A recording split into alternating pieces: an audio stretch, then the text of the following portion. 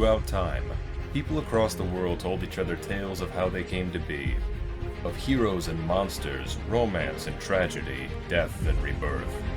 Mythology helped shape the ancient world, explaining the unexplainable. This is Mythology Unleashed.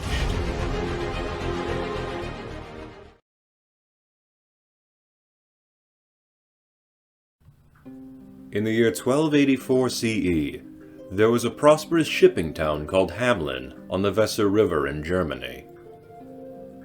It would not be long before the town of Hamelin gained an infestation of rats accrued from the endless vessels making port and leaving their waste behind.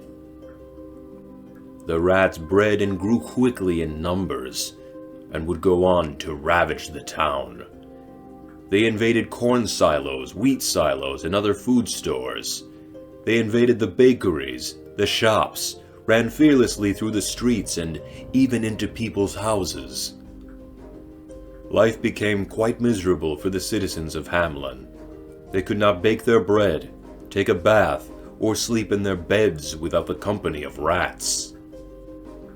The rats even chewed on the ears of babies sleeping in their cradles. Plague was spreading, food growing scarce, water being fouled. Wood for building and for fire was being destroyed. Even cats and dogs were falling prey to the ever-growing mischief of rats. Something had to be done. The town needed a hero. As the townsfolk argued and complained to one another, a man, clad in pied garments, strode forward and offered his services. He claimed to be an expert exterminator of pests such as these rats, and would gladly do so for Hamelin, for the price of 1,000 guilders. A steep price, they all thought, and from a stranger no less. But the citizens of Hamelin had no choice. If this man was truly as talented as he claimed, their problem would be over. But if he was a charlatan, more than likely the rats would kill him, so the bargain was made. The stranger made his way to the village square and unleashed his secret weapon, a musical pipe. He put the pipe to his lips and played a tune that was happy and sad all at once. The melody reached the rats who, as if possessed by magic, ceased their ceaseless ravaging of the town and calmly made their way to the Pied Piper. Once every rat in town was standing at the musician's feet. He led them in organized fashion down the streets, through the city gates, to the banks of the Weser. The piper played on, and the rats marched straight into the river and drowned. The people of Hamelin rejoiced. The rats were gone. The town was saved. But it was time to pay the piper. The mayor and the rest of the town did not want to pay the piper his dues, with all manner of excuses issued. Some claimed the money should be spent towards rebuilding the town.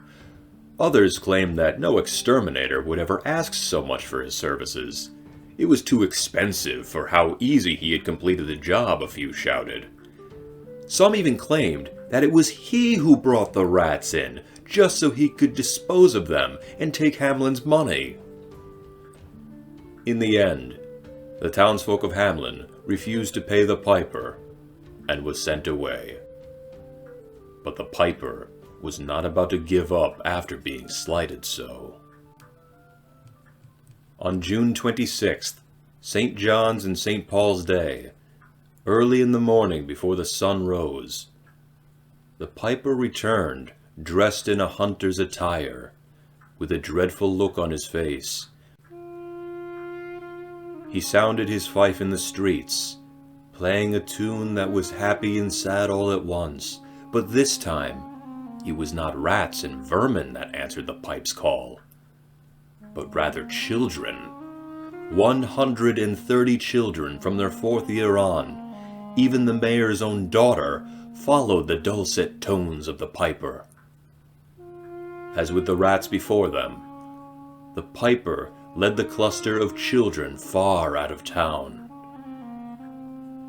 The swarm followed him, and he led them into a mountain, where they all disappeared.